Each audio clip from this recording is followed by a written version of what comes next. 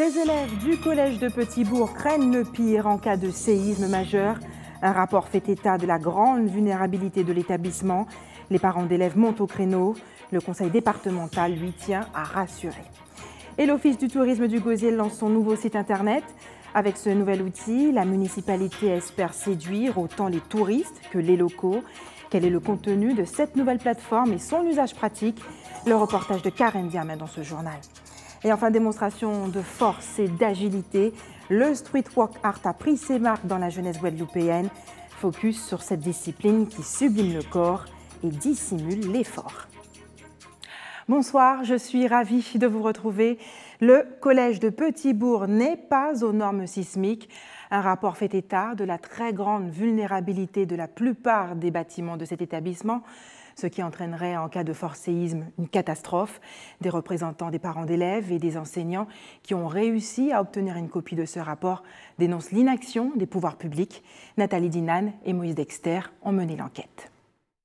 Un rapport accablant sur l'état du collège Félix Eboué de Petit-Bourg dévoile les risques sismiques encourus par les élèves et toute la communauté scolaire de cet établissement. En effet, une étude menée par des cabinets d'experts révèle que parmi les bâtiments, sur 16 lots, 8 sont classés très vulnérables, en rouge sur le plan. Des espaces d'enseignement, la cafétéria, la salle de permanence et le centre de documentation et d'information. On a fait un rapport nous-mêmes par rapport à ce dossier de Veritas qu'on avait énormément de mal à obtenir, que ce soit auprès du principal, du recteur comme du conseil départemental. Et maintenant, au vu de ce rapport qu'on ne va pas se gêner de diffuser, nous, ce qu'on attend maintenant des responsables, c'est qu'ils prennent effectivement les mesures pour que le bâtiment principal et les bâtiments qui sont susceptibles de tomber en cas de séisme important soient reconstruits. Des parents et des enseignants inquiets ont monté un collectif. Ils dénoncent sur un blog l'inaction des pouvoirs publics qui, depuis 2010, sont clairement informés. Ils ne veulent pas être les complices d'un drame. Le plan d'évacuation qui a été adopté par l'établissement depuis des années ne tient pas compte des fragilités du bâtiment et des structures. Si on ne peut pas prédire un séisme dans les jours ou dans les semaines qui viennent, il y a quand même des scientifiques qui s'accordent à dire que ça va arriver. Donc on ne peut pas attendre que ça arrive. Il faut réagir maintenant. Donc il y a des bâtiments qui vont s'effondrer en cas de séisme. Ces bâtiments, il faut les reconstruire. Maintenant, j'aimerais que les autorités prennent leurs responsabilités. La reconstruction dans le cas des bâtiments très vulnérables du collège est la seule réponse techniquement envisageable. Pour les autres, moyennement ou peu vulnérables, respectivement en jaune et vert sur le plan, ils pourraient être confortés. Le collectif ne peut plus attendre. On dit souvent qu'il y a des silences coupables. Et justement, nous, en tant qu'enseignants, nous ne voulons pas être dans ce silence coupable. C'est pourquoi, depuis des années, nous avons cherché à connaître la vérité. Et maintenant que nous connaissons la vérité, eh bien, nous savons que nous avions effectivement de bonnes raisons de nous inquiéter.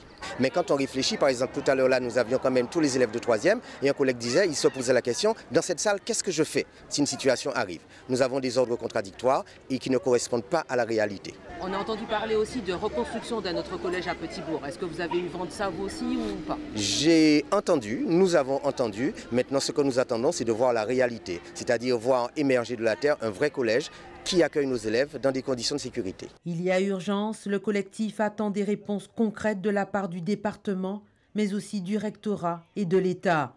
Des bâtiments dangereux d'un point de vue du risque sismique, un plan d'évacuation inadéquat. Les autorités ont 2 mois de vacances pour plancher sur des solutions à mettre en place à la rentrée. Les membres du collectif préfèrent prévenir. Et le collège de Petit-Bourg n'est pas le seul établissement vulnérable.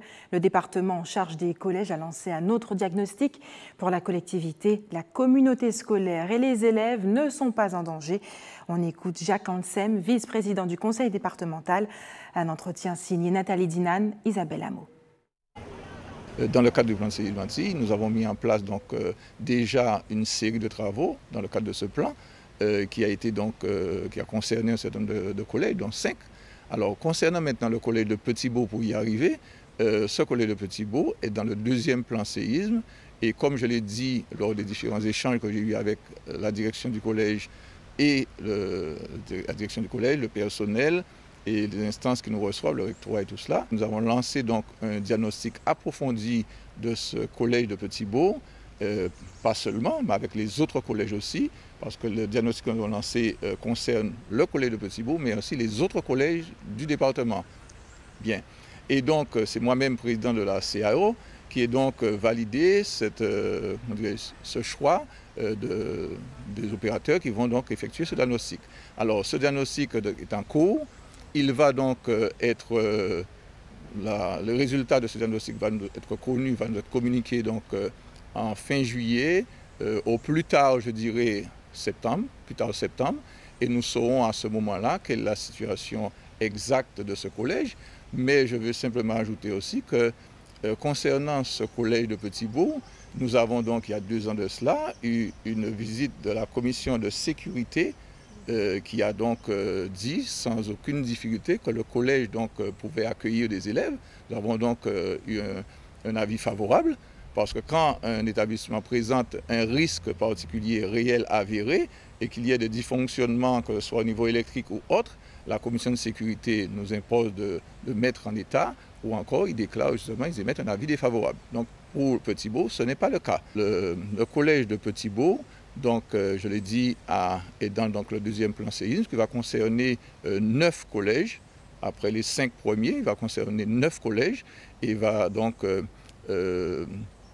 il sera dans le montant à peu près environ de 74 millions d'euros.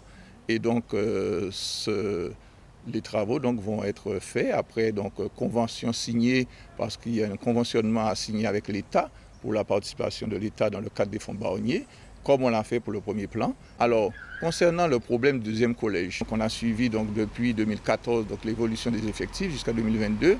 Et ce qui nous fait dire les résultats de ce diagnostic-là font dire que nous aurons donc une perte d'effectifs d'environ 5000 élèves. 5000 élèves, c'est 5 collèges.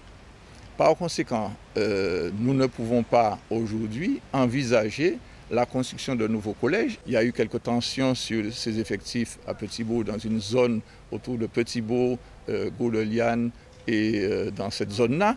Alors, nous sommes en train avec le rectorat de revoir la carte scolaire, parce que c'est nous qui avons cette compétence-là aussi, de revoir la carte scolaire avec le rectorat, et que par conséquent, nous allons faire en sorte qu'il n'y ait pas d'augmentation d'effectifs et que les collégiens aillent dans les établissements justement qui leur sont destinés et qu'il n'y ait pas de dérogation à cela, ce qui va donc réduire toutes les pressions sur le sureffectif.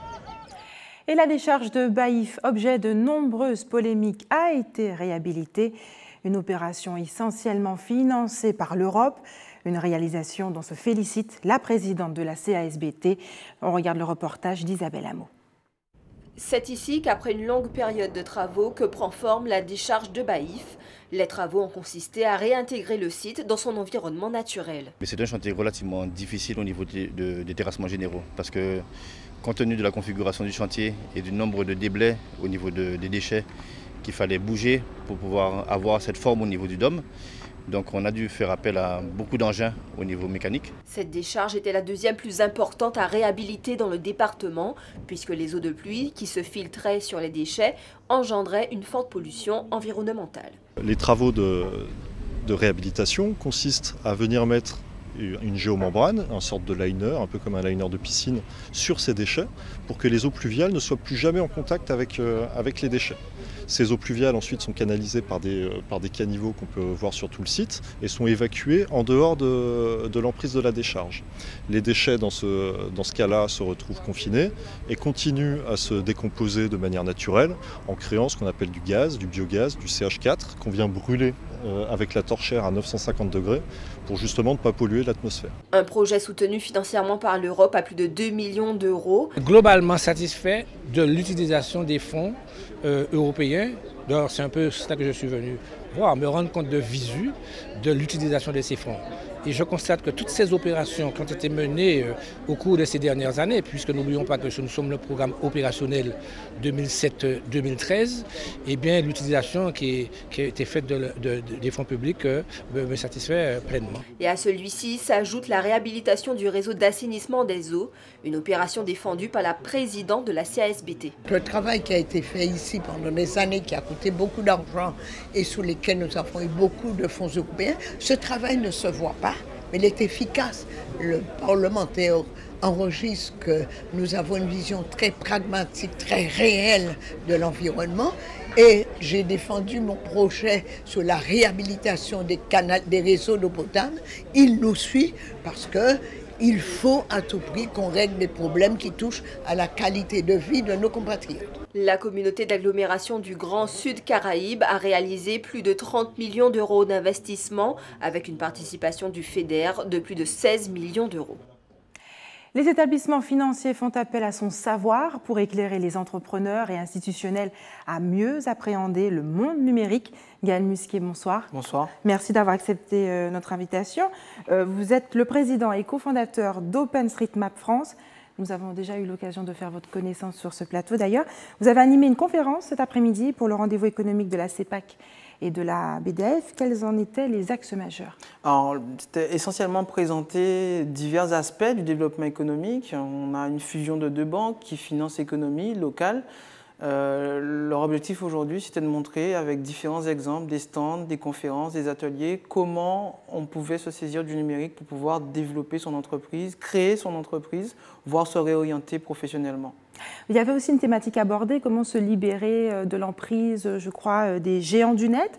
D'ailleurs, d'abord, qui sont ces géants et puis quels problèmes posent-ils véritablement? Alors, on les appelle souvent les GAFAM, donc c'est Google, Amazon, Facebook, Microsoft. Des entreprises qui sont connues mondialement pour proposer énormément de services, souvent gratuits. On pense souvent que ce sont des services publics, puisqu'on n'a pas à payer et que ça va de soi. Quand on lit les conditions d'utilisation, on se rend compte que les données qu'on fournit à ces opérateurs, à ces entreprises, ne nous appartiennent pas totalement, alors que ce sont nos photos, ce sont nos emails, ce sont nos conversations, par exemple. Il y a énormément de rachats d'entreprises qui ne sont pas toujours clairs, les données ne sont pas toujours stockées de manière permettant de respecter la vie privée des gens. Et l'objectif, c'est de sensibiliser les entreprises à ce phénomène-là, qu'elles vont peut-être parfois confier des données, parfois confier des informations à des entreprises hors du sol français, hors du sol européen, que l'Europe aujourd'hui a parfois sanctionné ou réorienté.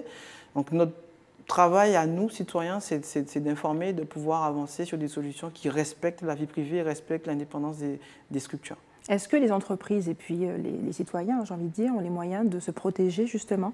Alors, l'objectif, c'est ce que je disais cet après-midi, c'est pas de monter une structure, en tout cas une stratégie à partir d'une opposition. L'objectif aussi, c'est de bâtir une solution ou de bâtir des stratégies qui permettent d'avoir plus de biodiversité, comme je l'appelais, technique.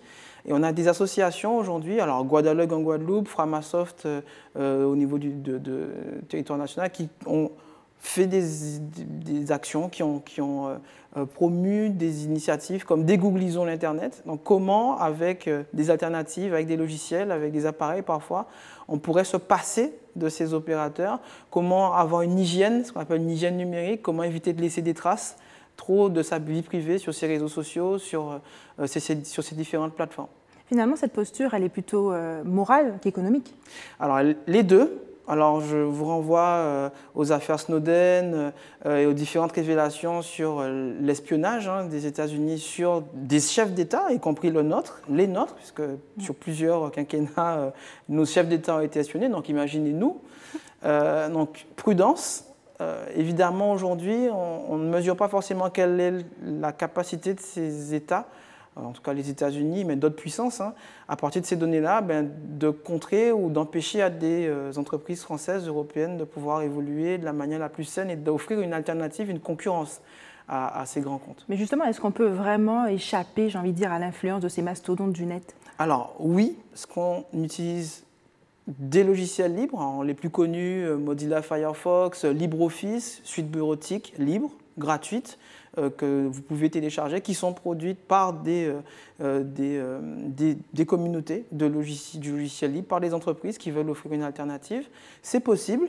Je vous renvoie aussi à l'initiative de l'association Framasoft, Dégooglisons Internet, qui, en face de chaque produit, de chacun de ces industriels, affiche une solution qui peut être internalisée dans les entreprises. Et on a Cocorico en France, de grands acteurs qui émergent, qui offrent des alternatives, OVH, MyCozy Cloud, Clever Cloud, des entreprises innovantes françaises qui offrent une alternative et qui permettent de se tourner vers des solutions hébergées sur le sol européen, hébergées en France, et qui permettent de créer de la richesse en France, et évidemment aussi, bien sûr, en Guadeloupe, avec des sociétés de services du logiciel libre qu'on a aussi en Guadeloupe, comme IPEOS, qui permettent d'évoluer et d'évoluer lentement ou en tout cas franchement vers des solutions qui respectent la vie privée. Est-ce que les entreprises sont réceptives finalement à ces logiciels ces logiciels libres? Alors, malheureusement, on n'a pas les budgets souvent de communication de grandes entreprises comme Google. On n'a pas les moyens en Guadeloupe au niveau national de faire des campagnes de publicité sur des grands JT. Néanmoins, des conférences comme celle-là et cette opportunité que vous nous offrez, c'est autant d'initiatives, autant d'opportunités qu'on a de pouvoir en parler. Et que les gens soient curieux demain de rencontrer ces associations, de rencontrer ces sociétés de services du logiciel libre qui permettent de promouvoir et de faire évoluer, de développer ces logiciels libres et au final d'offrir des alternatives. Gaël Musquier, vous êtes à la tête d'une société qui est d'origine, la terre-mère est anglaise. Quel est votre sentiment face au vote des Anglais qui ont décidé de sortir de l'Union européenne? Alors l'avantage Internet, j'ai un avis technique, pas tant politique, parce que les peuples ont le droit de se déterminer. Mon analyse, en tout cas, sur cette question-là, puisqu'OpenStreetMap, effectivement, la fondation est en Angleterre, c'est qu'Internet a été créé précisément pour résister à tout type d'attaque, à la base militaire, nucléaire, etc. Et on verra que de toute façon, qu'on le veuille ou non, ces informations, ces réseaux, ces populations, ces fédérations, ces communautés de citoyens qui aujourd'hui travaillent déjà de manière pair à pair, continueront de travailler. On a réussi à cartographier la Corée du Nord avec OpenStreetMap. J'ai aucune inquiétude que la communauté continue de grandir et qu'on continue de promouvoir des données et les logiciels libres. Vous avez d'autres projets dans les mois à venir pour la Guadeloupe? Alors, continuer à travailler sur le système d'alerte tsunami. J'ai récemment exprimé mon opinion sur l'application d'alerte aux populations qui a été développée. Il faut qu'on aille plus loin et qu'on utilise justement la Guadeloupe et la Martinique et d'autres départements d'outre-mer plus petits que la région parisienne qui a retenu son souffle face à la crue de la Seine pour justement apprendre aux populations à prendre les bonnes décisions en cas de crise, mais aussi que l'État puisse prévenir à travers les opérateurs téléphoniques, à travers la diffusion cellulaire, le cell broadcast, que l'on va faire face à une catastrophe, un cyclone, un tremblement de terre, un glissement de terrain, un tsunami. Gaël Musquier, merci d'avoir répondu à nos questions ce soir. L'Office du tourisme du Gosier s'est doté d'un nouveau site internet, un nouveau design plus dynamique et attrayant. On regarde, visite guidée avec Karen Diamin de cette plateforme. On regarde ensemble. Réputée pour ses plages au sable blanc et ses nombreux sites touristiques, la ville du Gosier a doté son office du tourisme d'un site internet. L'objectif de ce site internet, c'était bien entendu de fédérer l'offre touristique sur notre territoire, puisque c'est vrai qu'au Gosier, nous avons une offre qui est vraiment très très riche. C'était aussi bien entendu de renforcer l'attractivité de notre territoire, donc de la ville du Gosier, favoriser donc le rayonnement touristique de notre ville au niveau international et bien entendu répondre à la demande de nos touristes pour pouvoir leur apporter l'information et s'adapter bien évidemment aux nouvelles tendances modernes d'utilisation des réseaux sociaux, des sites internet. Mis en ligne au mois de mai, ce site regroupe un ensemble d'informations à destination des touristes, mais aussi des professionnels. Nous avons référencé l'ensemble de l'offre, donc à la fois sur les hébergements, sur les activités de loisirs, sur la restauration, sur les manifestations qui se font sur notre territoire. Et bien entendu, nous avons aussi un espace pro qui sera dédié spécifiquement aux professionnels du tourisme. Des professionnels comme Florence, propriétaire d'un hébergement touristique, qui a vu en cette offre une véritable opportunité. C'est une excellente initiative pour le tourisme, pour la politique touristique de la ville et pour les hébergeurs. En tant que petite structure, nous avons au niveau financier pas les moyens de faire de la publicité à grande échelle, d'être sur tous les sites de moteurs de recherche parce que finalement ça ne nous sert à nous pas à grand chose. Donc ça nous permet donc une visibilité pour tous les gens qui vont avoir accès à ce site. Et vis-à-vis des touristes, pour eux, une sécurité de se dire bon, si cet hébergement est sélectionné par la ville du Gosier, ça veut dire que c'est quelque chose de sûr, quelqu'un qui est fiable, quelqu'un qui est en règle, etc., etc. Des détails que n'offre pas le site officiel de la ville. Une différence entre le site de la ville du Gosier, qui vous présente un petit peu tout ce que fait la ville, mais qui n'est pas axé que sur le tourisme. C'est axé aussi sur les habitants, sur toutes les politiques diverses et variées, tandis que là, ce site est uniquement axé sur ce que fait la ville, au niveau aussi bien des événements, au niveau du tourisme. Donc c'est vraiment beaucoup plus centré sur le tourisme. Malgré les 300 professionnels répertoriés sur son site, l'Office du tourisme souhaite fédérer ceux qui ne le sont pas encore et ainsi élargir la visibilité touristique de la ville.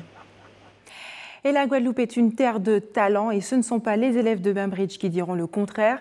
Ils ont été honorés aujourd'hui pour leur investissement et leur talent. Isabelle Hameau était sur place.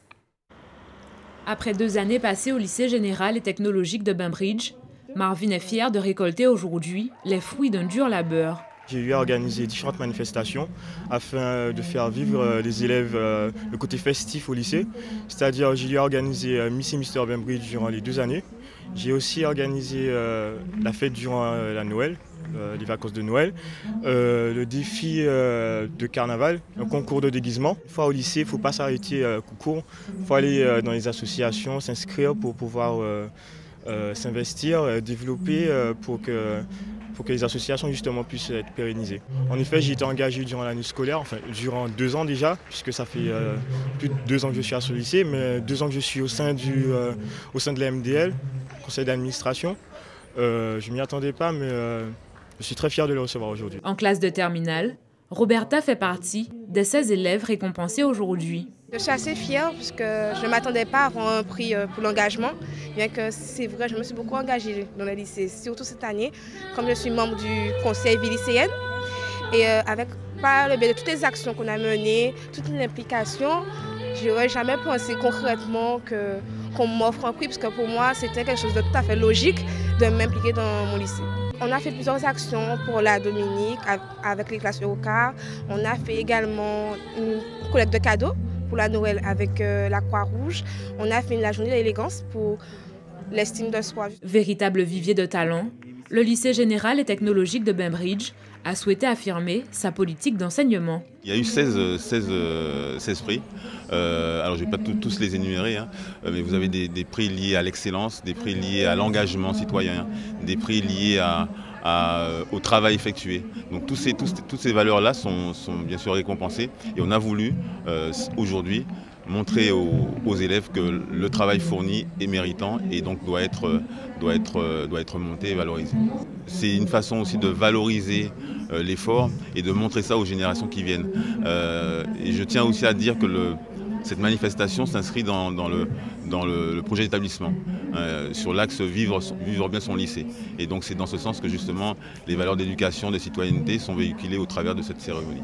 Pour ponctuer cette cérémonie, les élèves proposeront aux spectateurs de nombreux divertissements, de quoi ravir chacun.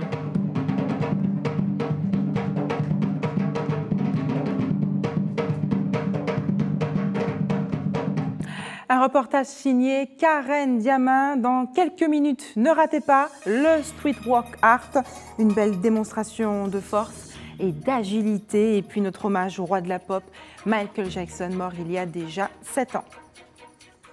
Mais avant, ouvrons une page gourmande dans ce journal. Le premier restaurant gastronomique de la Martinique a ouvert ses portes ce midi à l'hôtel Simon de Fort-de-France. Cadre épuré, cuisine savoureuse. Le chef, un Martiniquais nommé Marcel Ravin, a mis les petits plats dans les grands pour accueillir ses premiers clients. Louis Sabas a assisté au coup de feu de ce midi. On regarde son reportage. À quelques minutes de l'ouverture du restaurant, c'est l'effervescence. Le chef donne ses dernières consignes. Vos cartes, quand il t'appelle. Ou sinon, vous laissez Marc faire les cartes, s'il vous plaît. Strict, la pression monte, tout doit être impeccable, comme l'image que veut renvoyer l'établissement. On essaye de mettre le restaurant gastronomique en place. Donc aujourd'hui, il y a pas mal de travail à faire sur le restaurant gastronomique et avec une rigueur de Marcel Ravin. Car les premiers clients arrivent déjà. Très bien, je vous accompagne. Pour 2 personnes, il me semble. 12h30, c'est le coup de feu pour le chef et sa brigade. Ah, je répète, 2 œufs, signature à suivre, 2 cochons. Dans cet univers, la flânerie n'a pas sa place. Il faut être précis, rapide, attentif, et ça se passe comme ça. Œufs au manioc truffé, dans kit de légumes et son bouillon de calalou, Cochon planche d'Ancinelle, cuisiné comme Manvanès. Entrées et plats de résistance ont un parfum de chez nous. Des plats composés avec précision, un sens du détail qui fait la différence pour ce chef. Il faut donner ce sentiment du vivant. Il faut donner ce sentiment du vivant. Vous savez, comme il s'appelle, le produit, même s'il est cuisiné, mais il n'est pas mort. Et c'est ça qui est important. Vous voyez? Amenez. Chef. Moi, je veux que quand le client il arrive et que l'assiette arrive devant lui, il faut que l'assiette déjà elle soit bonne aussi. Mais il faut qu'on sache que derrière tout ça, il y a un joli travail qui est fait déjà par les artisans qui commencent. Et aussi, maintenant, c'est à nous de le magnifier. Et c'est pour ça que le détail est important. En salle, on apprécie toute cette ambiance gastronomique. J'ai trouvé ça excellent, en plus avec des produits locaux apparemment. Cuisine excellente, on a vu sur les Trois-Îlets, la baie de Fort-de-France, le Fort Saint-Louis, le cadre il est agréable. Moi je trouve ça excellent. J'ai eu un petit peu l'impression en mangeant du cochon de manger chez ma mère, tout simplement. Donc c'est plutôt surprenant et agréable. Des mets de qualité faits à partir de produits ultra frais. Dans son désir de perfection, le chef a même créé sa vaisselle avec l'aide d'un artisan. Outre son désir de transmission du savoir, il a aussi un objectif plus personnel, ramener une première étoile en Martinique. J'en parle déjà autour de moi, à Paris, quand je vais à mes rendez-vous pour le Michelin. J'ai déjà parlé un petit peu de ce que nous faisons, de ce qui va se passer. Et j'espère un jour les amener ici, pas que pour moi, mais pour la Martinique aussi. Vous savez que lorsqu'on a eu l'étoile à Monaco, ce sentiment de fierté que j'avais, ce n'était pas le fait d'avoir l'étoile, mais c'était de voir que les Martiniquais étaient fiers et ils ont dit « nous avons notre étoile ». La table de Marcel propose 24 couverts et une dizaine de plats gastronomiques, sans compter les desserts. Le tout pour des prix qui restent très abordables. 2 ans après son album Dancehall Is Back, le chanteur Chris revient avec un nouvel EP, un format musical plus court qu'un album. Il est intitulé 7K et est disponible sur toutes les plateformes de téléchargement légal depuis le 10 juin. Chris, bonsoir. Bonsoir Barbara. Merci d'avoir accepté notre invitation ce soir. Pourquoi avoir choisi d'appeler ce projet musical 7K? 7K parce que ce sont 7 titres exclusifs. K parce que Chris, parce que caribéen, créole, voilà. Pourquoi avoir choisi ça? De quoi parle votre album? Quels sont les thèmes que vous abordez? Justement, en fait, pour moi, c'est nouveau de venir sur le format numérique et sur un format d'EP, c'est-à-dire 7 titres. Ce n'est pas tout à fait un album, ce n'est pas non plus un single, c'est entre les deux.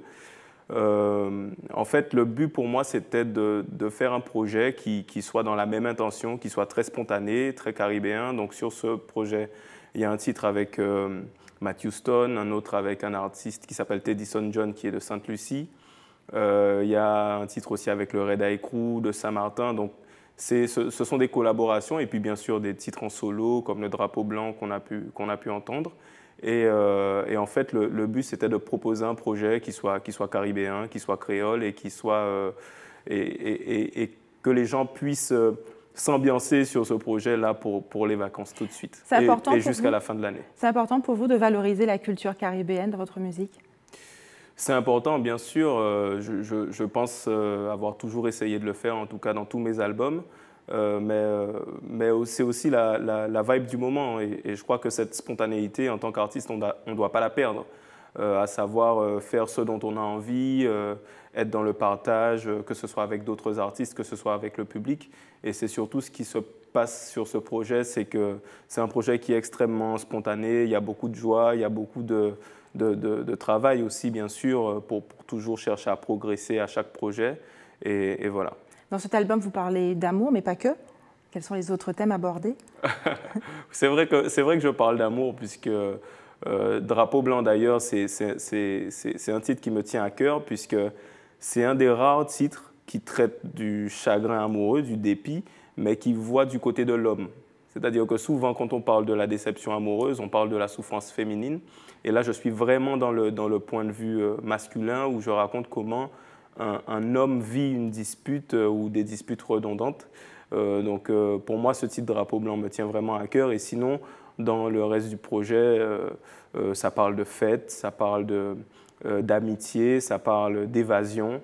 Et j'invite tout le monde à se le procurer. D'ailleurs, on regarde ensemble le premier clip de Drapeau Blanc, extrait de cet album. On regarde.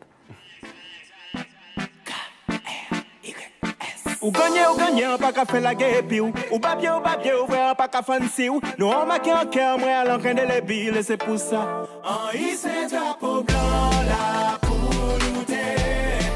Pour ça c'est pour celle que moi validé.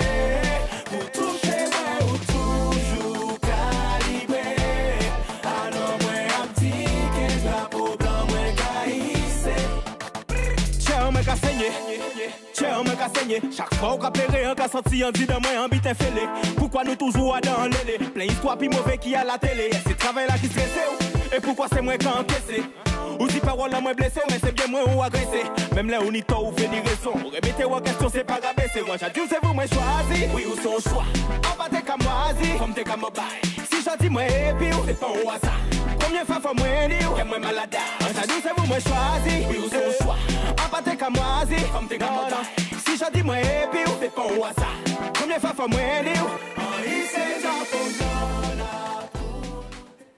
Chris, vous êtes un artiste dancehall, vous avez intégré également un peu d'R&B avec Matthew Stone, mais aussi de la soca. Ouais.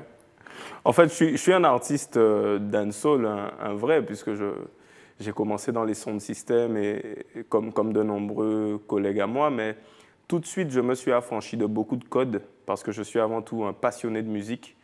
Et avec Azumbo, par exemple, je suis allé un peu dans la musique africaine, j'ai mélangé à mon style. Sur Booty Shake, c'était un mélange de soca, ça ressemblait à du kuduro. Enfin, j'ai toujours été très, très libre dans ma création.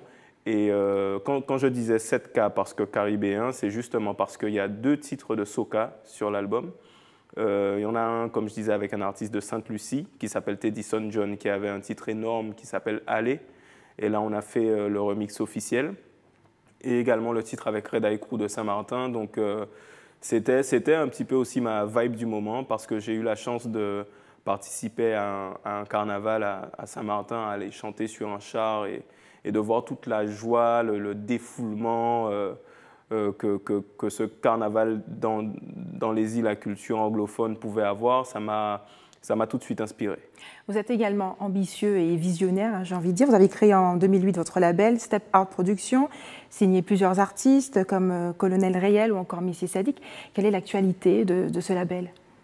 L'actualité de Step Out, c'est l'album de Tisha, qui est une jeune artiste de la Guadeloupe qui a énormément de talent, une belle plume et qui est dans le style acoustique, dans le style aussi de la musique, je dirais, à texte. Son album est sorti le 22 avril, donc nous sommes en pleine promotion de son album. Il y a un nouveau single qui va être lancé bientôt. Bien sûr, il y a mon projet donc, qui est sorti très récemment et on met en place également une tournée, puisque je suis en concert à Paris le 22 octobre.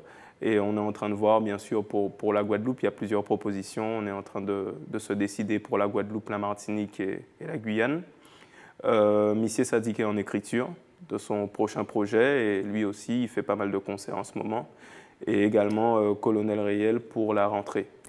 Chris, merci d'avoir répondu à nos questions ce soir. Est-ce que vous étiez fan de Michael Jackson, petit? Vous l'avez deviné ou... Demain, super fan, des millions justement, de fans pourront se remémorer la disparition du roi de la pop. Un certain 25 juin 2009, Michael Jackson disparaissait. Qu'a-t-il laissé dans nos mémoires? On regarde le reportage de Moïse Dexter.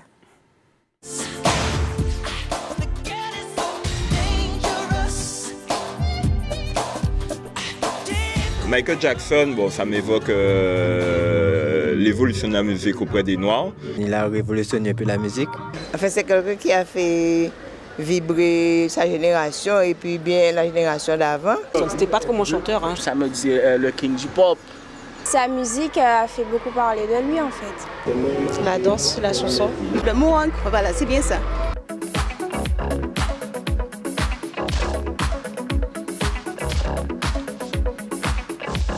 Michael Jackson, ça m'évoque juste le roi de la pop. Le chanteur qui est décédé, Michael Jackson, oui. C'est l'une des premières stars à faire des clips. Michael Jackson, c'est un grand chanteur, tout le monde le connaît. Michael Jackson, c'est un boss de pop, c'est tout. Oui, ça me fait danser de pibé. Il y a la danse, il y a le chapeau, faut pas oublier le petit chapeau, surtout sa danse en principe.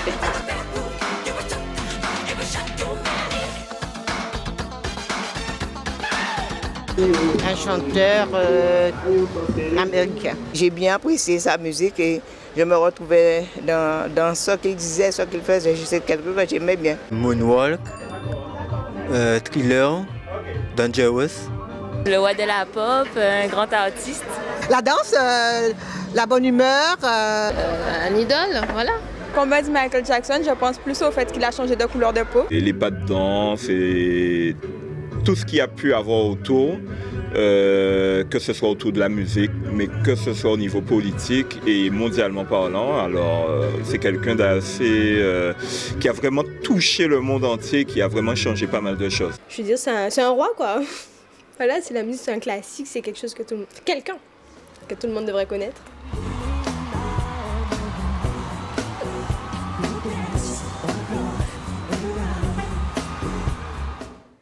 Et nous les avions rencontrés au MACT il y a quelques jours pour les mémoires urbaines, les Omé-Gabar, adeptes de la discipline Street Work Art, un sport à mi-chemin entre la musculation et la gymnastique. Ce matin, une de nos équipes est partie à leur rencontre pour vous faire découvrir cet art de rue, Linda Kayarsi.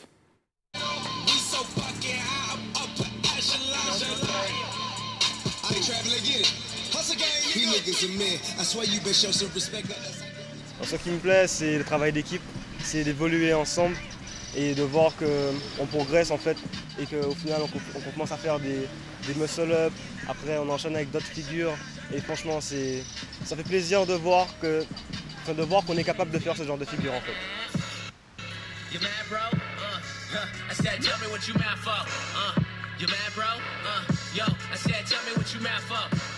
On est ensemble, on s'amuse, c'est cool. Et puis à part ça, ça permet aussi de se muscler. Et on va dire qu'on aime tous se muscler quoi. Et ça nous permet aussi de faire des figures parce que contrairement à la musculation, on reste dans une salle à soulever des poids et tout. Mais là, on fait des figures et tout, c'est joli, c'est artistique et tout. Et il pratique le street workout depuis seulement 6 mois. Le street workout, c'est de la musculation poids de corps. Et ça m'a tout de suite plu parce qu'il y a beaucoup de gens qui sont sportifs ou qui font du sport mais qui n'arrivent pas forcément à être en accord avec eux-mêmes. Et puis je trouve que le street workout, c'est l'art et la maîtrise corporelle. Ça mélange beaucoup de choses et puis ça me plaît vraiment. Plusieurs fois par semaine, cette team de passionnés s'entraîne à parfaire bon nombre de figures. Alors une straddle planche, voici Jordan.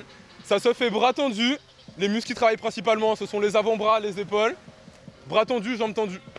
Voilà. Il y a plusieurs figures de force, les figures statiques, le front lever. Je vous montre si vous voulez. Front lever. Je bois son doigt. Back lever. Le street workout compte aujourd'hui de nombreux adeptes. Pour les Omé-Gabar, plus d'une trentaine. C'est que c'est pas uniquement un sport, c'est un mode de vie. Je me réveille, je fais du street workout, je mange, je fais du street workout. Même quand je mange, je regarde des vidéos de street workout en mangeant. Ouais, c'est vraiment... c'est passionnant, franchement c'est passionnant. Il n'y a pas forcément de parcours, de gymnaste ou autre. Certes, c'est déjà une bonne chose de faire de la gymnastique à côté ou débuter avec ça. Mais sincèrement, c'est justement en nous voyant faire, en tentant, en essayant de vaincre sa peur qu'il y a des jeunes qui arrivent à faire de belles choses tout en étant dans leur milieu. En tout cas pour moi, ce n'est pas encore gagné. L'objectif des Omé-Gabar, se perfectionner en attendant un grand rendez-vous, un stage de sélection, le 8 août prochain à Déhay, pour espérer accéder au championnat du monde de la discipline, le Street Workout World Cup. Et à vos stylos maintenant, c'est l'heure des informations pratiques. Il y aura des coupures d'eau au Gosier mardi 28 juin à partir de 7 h du matin. Un retour à la normale est prévu en début de matinée le lendemain. Et également, si vous voulez donner votre sang, la collecte mobile sera demain face à Carrefour Market au Lamentin de 8 h à 13 h et dimanche à l'école Albert Lézard de Douville à Sainte-Anne de 8 h 30 à 13 h 30. C'est la fin de notre édition locale et régionale. On se retrouve dans un court instant pour le rappel des titres. À tout à l'heure.